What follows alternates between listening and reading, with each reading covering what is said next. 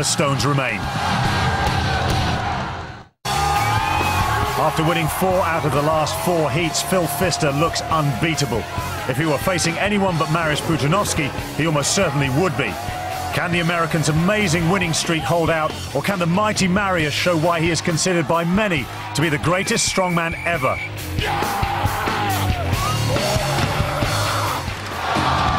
They'll go head-to-head in the Atlas Stones, and as if this competition needed any more drama, cue the rain. Pudzianowski leads, Pfister half a point behind.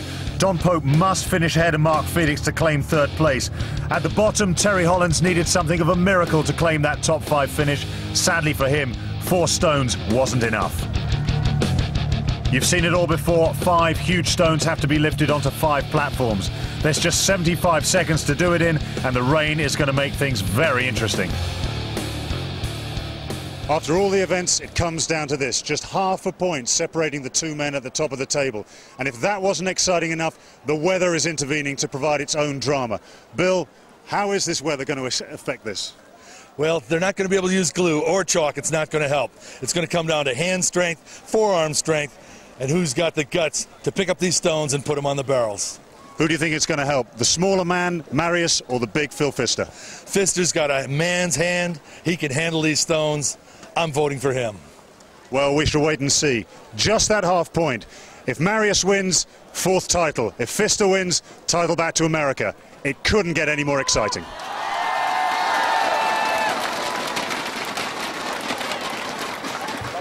Well, the big 2 wait. Keep facing forward, boys.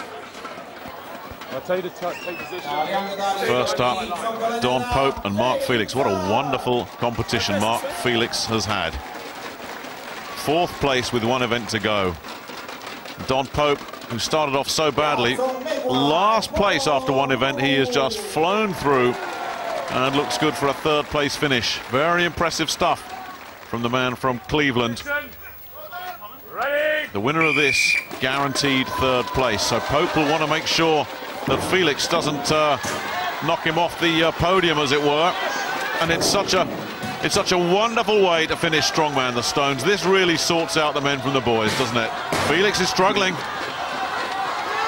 I think a word about the conditions here, because it's been a torrential storm leading into this, and the normal tacky glue they wear on their arms will not work. Well, Felix has had a terrific comeback here, but that 5th stone, well, that's the tough one. This is all about technique now, and that grip on a wet stone, well, that's very tough as well. You see him get to this 5th stone, and so often you've seen men have to give it up right here, and Pope showing all his experience and just basically retuning here. 5 seconds to go. I think some of these fans think that these 2 fellas have given it up. They haven't. They're just getting it all together again for one last assault. Time is running out. 10 seconds. Can either of these 2 fellas get that 5th one? Their Pope's big push seals 3rd place for the American. Felix settles for 4 stones.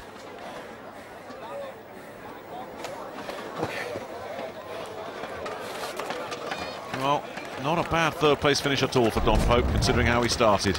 And it all finished really like this. One last big effort. And there it was.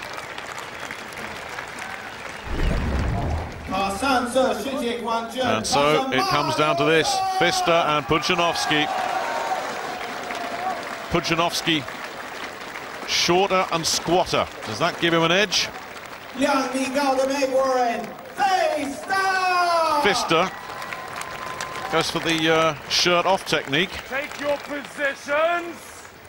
Both these men very good at this, but if there's one man you'd have to say is the absolute governor at this, it's Pudzianowski. And you see they have to tiptoe over on that slick surface there. Pfister's working with him though. So dynamic, Pudzianowski. These lighter stones, he's gone ahead. Nothing between them here. Look at this. They're both to the 5th stone. That time is going to go, surely. Pfister's got in front, and he's edged it.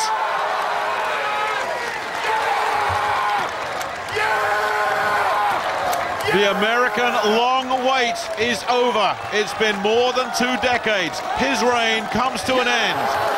his has just begun. Phil Pfister is the world's strongest man with this wonderful finish. What a moment for the United States. I'm just tickled, man. None of this is sunk in yet.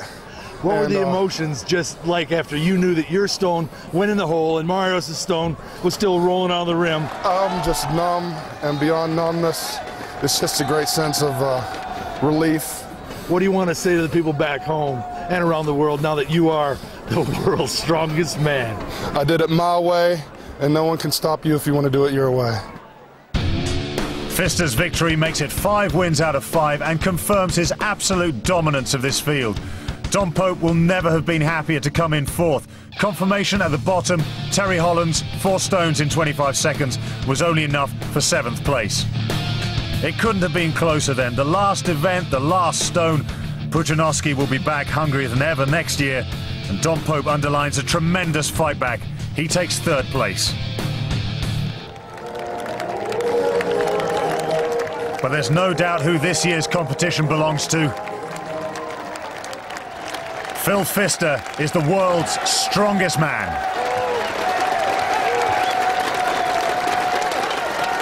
Well, Phil, everyone's clamouring to come and have a word with you. A very, very popular win. And although the rain's still falling, I reckon it would take a monsoon to wipe that smile off your face. How are you feeling? Just a big relief, you know. Been 8 years in the making and a lot of frustration.